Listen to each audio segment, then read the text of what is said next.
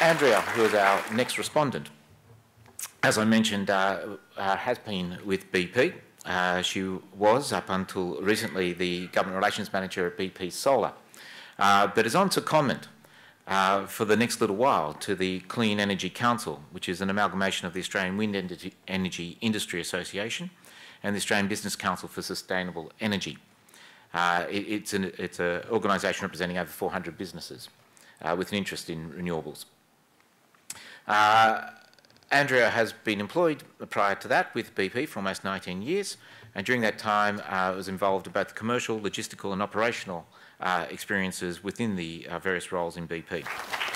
And thank you everybody for coming here tonight. I think it's absolutely fantastic to see so many people interested in the clean energy space and the renewable energy sector. As Eric indicated, I've just recently started at the Clean Energy Council, been there almost 2 weeks now, and what I can tell you certainly is that the 16 people that are working there currently are very, very passionate and committed to moving the agenda forward for the clean energy sector, and certainly the 450 members that are part of the Clean Energy Council. The sun doesn't shine at night, no surprises. We're working on that, working on the lunar PV technology, if you like. But certainly solar PV does work in the middle of the afternoon, works in the middle of the afternoon when all of us want to turn on our air conditioners on those hot, sunny afternoons. Solar PV is a peak load technology. It is not a base load technology. And yes, we do need to do some stuff in terms of working on batteries and various other storage devices. But I just wanted to say that at the outset, because peak energy and meeting our peak energy demand is one of Australia's biggest energy challenges.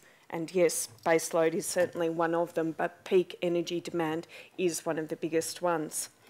Solar PV is expensive. It is certainly very expensive, and here in Australia it costs almost $14,000 to install a 1 kilowatt system on a roof. That's excluding any subsidies or rebates that may be available. But I would actually contend that it is economic today. It is just that we have a market failure. And I know Mark talked about various other market failures for other technologies, but there is a market failure in place for solar PV in that when you produce solar energy in the middle of the afternoon, you are rewarded with a flat retail tariff. You are not rewarded with the peak prices that are traded in the electricity market. Now, if you're actually able to tap in to those peak prices, then solar PV is economic. We do need R&D policies, and we do need to make sure that we foster and nurture a strong research community. And here in Australia, we've actually got some world-leading researchers here. And what we tend to do is we actually export a lot of that technology overseas. So I would actually contend that what we need to do is we need to have robust R&D policies, but we also need to make sure that we're using that technology here in Australia by making sure that we've got very good deployment policies in place, and we don't as at this point in time.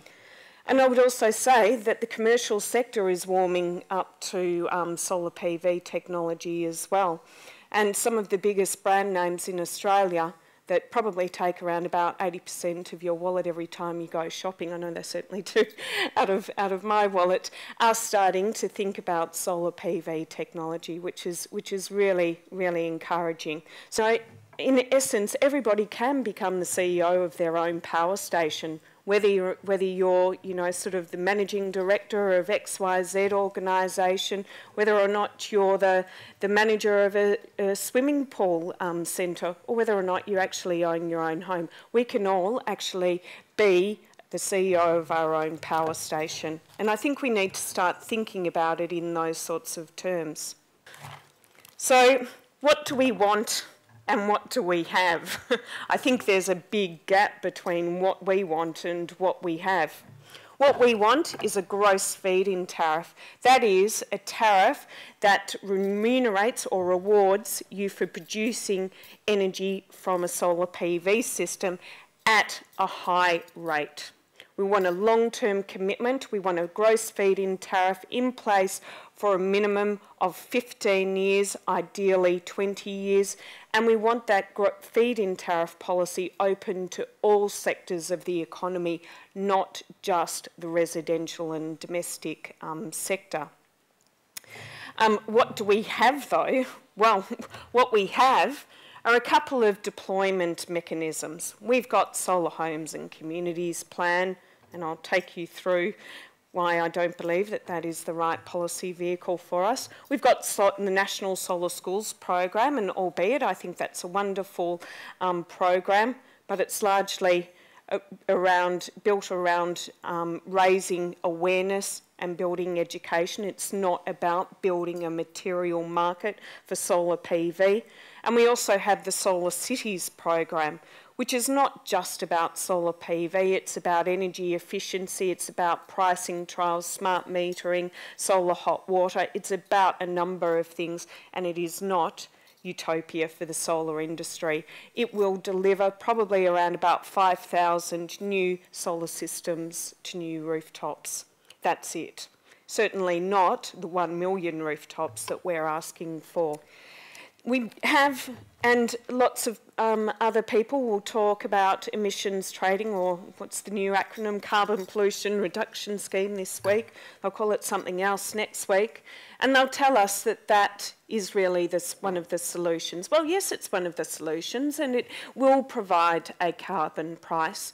The issue for us in the industry is that that carbon price is without a doubt going to be not high enough to actually drive investment in solar PV.